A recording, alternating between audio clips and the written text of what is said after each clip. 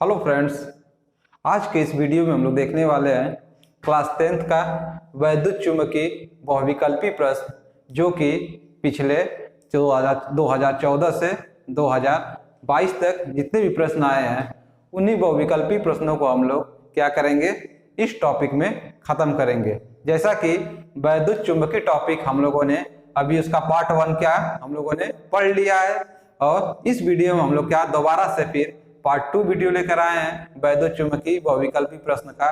तो इसमें हम लोग फिर उसी को आगे से कंटिन्यू करेंगे। तो चलिए इस वीडियो को हम लोग क्या करते हैं, कंटिन्यू करते हैं।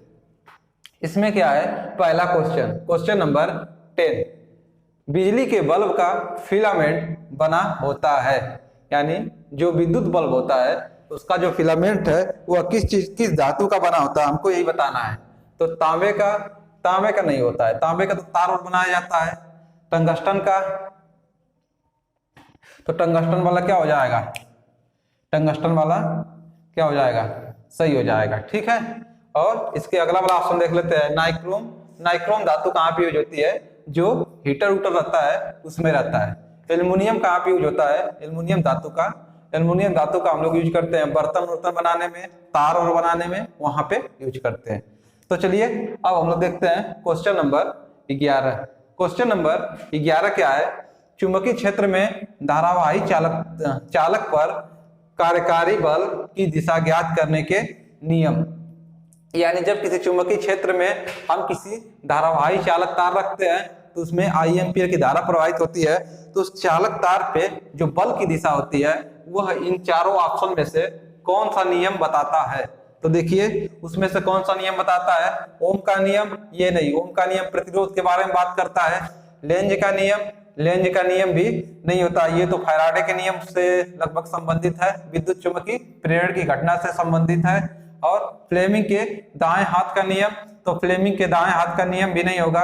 और ये लास्ट वाला क्या बच गया, फ्लेमिंग के बाएं हाथ का नियम, तो यही वाला क्या हो जाएगा, फ्लेमिंग के बाएं हाथ का नियम क्या हो जाएगा, ऑप्शन नंबर 4 इसका सही हो जाएगा। देखिए फ्लेमिंग के बाएं हाथ का नियम क्या कहता है, जब हम अपने बाएं हाथ की उंगलियों को मध्यमा, तर्जनी तथा अंगूठा को इस प्रकार फैलाएं कि मध्यमा धारा की दिशा को, तर्जनी चुंबकीय क्षेत्र की दिशा को बताए, तो अंगूठा उस चालक तार पर लगने वाली बल की दिशा को बताएगा।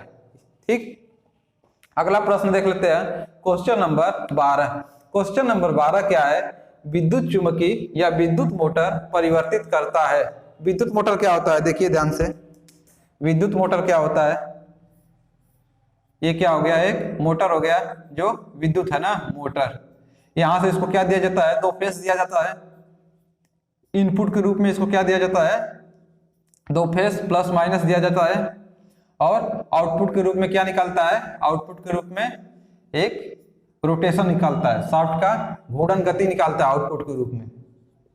तो बताइए आउटपुट, तो इनपुट के रूप में कौन सी एनर्जी दी है, इसमें विद्युत ऊर्जा दी है विद्युत मोटर में। आउटपुट में हमको क्या मिला, घूर्णन गति, जिसको हम लोग क्या बोलते हैं हिंदी में यांत्रिक ऊर्जा बोलते हैं।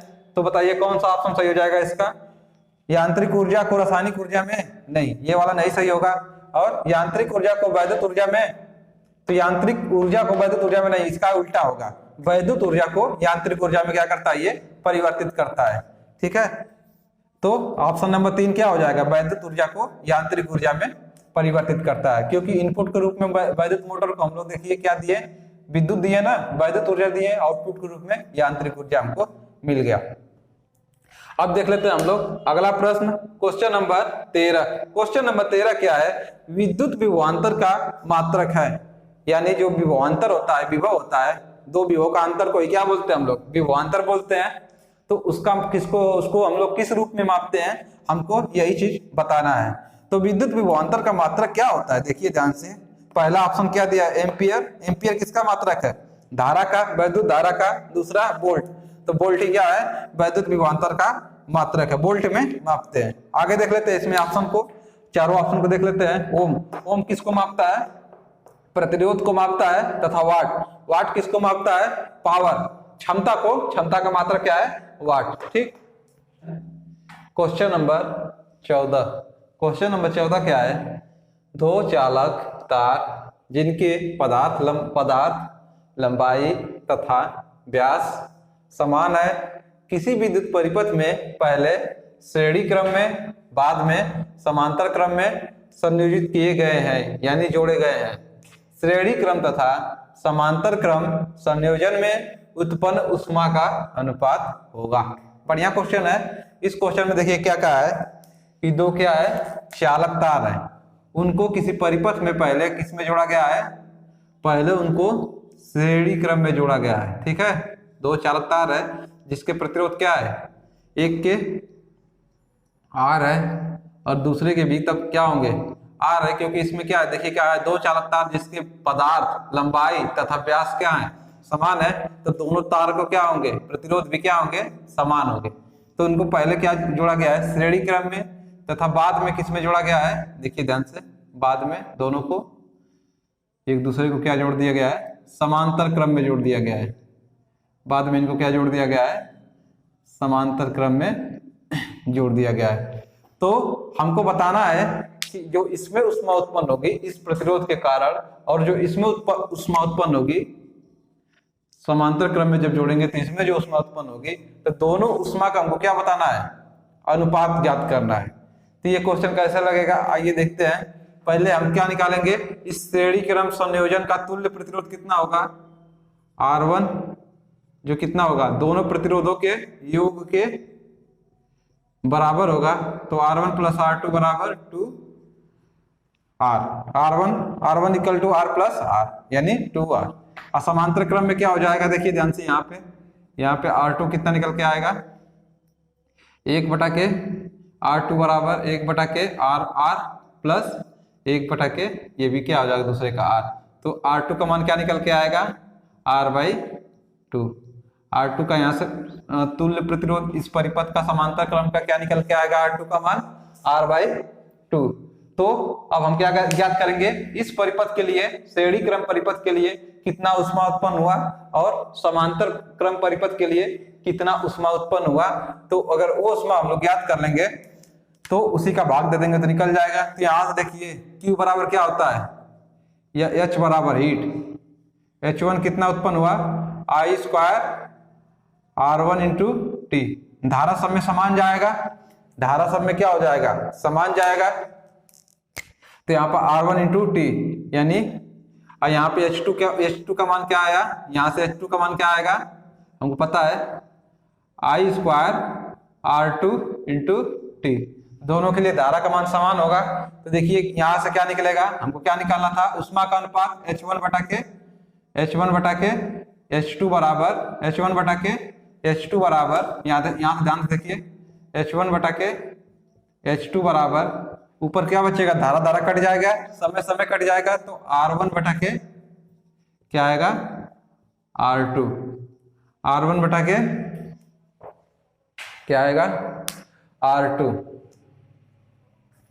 तो R1 कितना है, R1 का मान कितना है 2R, तो यहाँ क्या रखेंगे 2R हाँ बटा के इसका मान क्या निकल के आया, इसका R2 का मान क्या निकल के आया R/2, R2 का मान क्या निकल के आया R/2।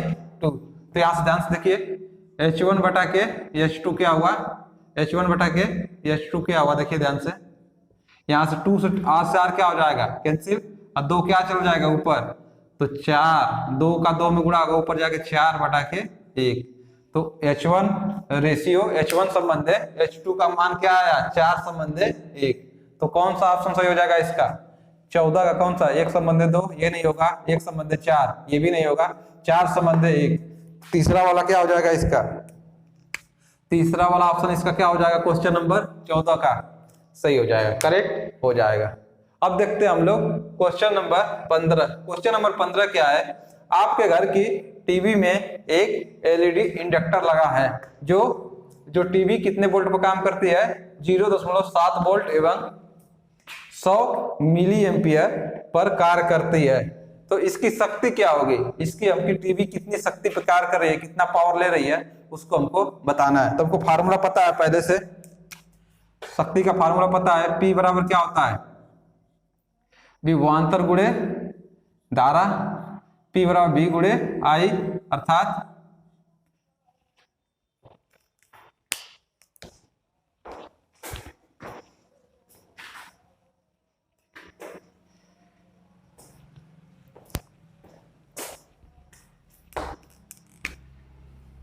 अर्थात यहां से देखिए इसमें क्या दिया है, विभवांतर दिया है क्वेश्चन में, और क्या दिया है, आई दिया है ना। तो यहां से हम लोग क्या कर लेंगे, इस टीवी पे जो कितना पावर आएगा उसको निकाल लेंगे। तो विभवांतर का मान क्या है, 0.75 वोल्ट। तो वोल्ट नहीं लिखेंगे, गुणे धारा का मान कितना है क्वेश्चन में 100 मिली एम्पियर। तो यहाँ पे क्या इंटू 100, तो क्या निकल कर आएगा, यहाँ पर गुणा करेंगे तो देखिए 2 अंक पर दशमलव है, तो ये 2 अंक दशमलव से ये वाला 100 क्या हो जाएगा, कट जाएगा, 75 मिली वाट। 75 मिली वाट क्या हो जाएगा, इसका टीवी का पावर हो जाएगा। तो कौन सा ऑप्शन सही हो जाएगा इसका, ऑप्शन नंबर इसका क्या सही होगा, 15 का 75 मिली वाट। पहले वाला ही क्या हो जाएगा, इसका करेक्ट हो जाएगा, 75 मिली वाट। पहला वाला ऑप्शन इसका क्या हो जाएगा, सही हो जाएगा। अब देख लेते हैं हम लोग क्वेश्चन नंबर 16। क्वेश्चन नंबर 16 क्या है, ओम के नियम के अनुसार धारा के विभवांतर में ग्राफ बनेगा। यानी ओम का नियम क्या कहता है, ओम का नियम क्या होता है, ध्यान से देखिए, जब किसी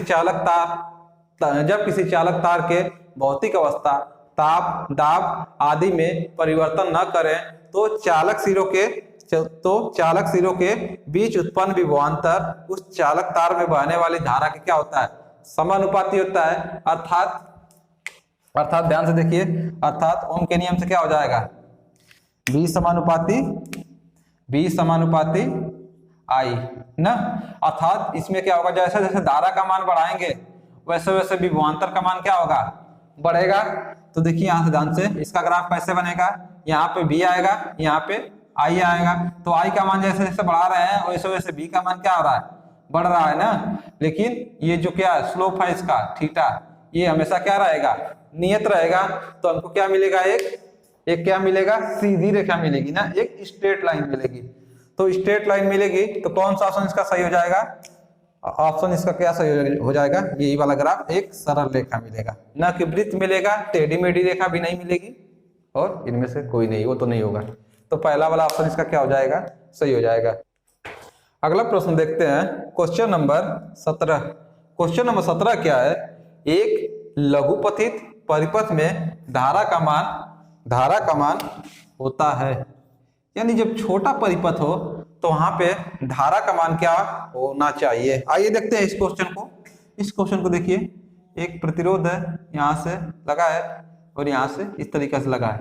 तो लघुपथित परिपथ है यानी शॉर्ट सर्किट है, तो इसमें धारा का मान क्या होगा, देखिए इस समय लघुपथित परिपथ में R का मान क्या होगा, लगभग 0, क्योंकि लघुपथित परिपथ है तो प्रतिरोध क्या होगा, कम होगा। उस समय ओम के नियम से I बराबर क्या होगा, V बटा के R, अर्थात V बटा के R, अर्थात V जो भी हो इसका विभवांतर और बटा के प्रतिरोध क्या है, 0। तो उस समय देखिए यहाँ पर क्या हो जाएगा, अनंत हो जाएगा। I का मान क्या हो जाएगा, इनफाइनाइट, यानी धारा का मान क्या हो जाएगा, अधिकतम हो जाएगा। यानी लघुपथित परिपथ में धारा का मान उस समय क्या होगा, अधिकतम। कौन सा विकल्प सही हो जाएगा, क्वेश्चन ऑप्शन नंबर इसका 3 क्या होगा, करेक्ट हो जाएगा। आई होप आप लोग को वीडियो ये समझ में आ गया होगा।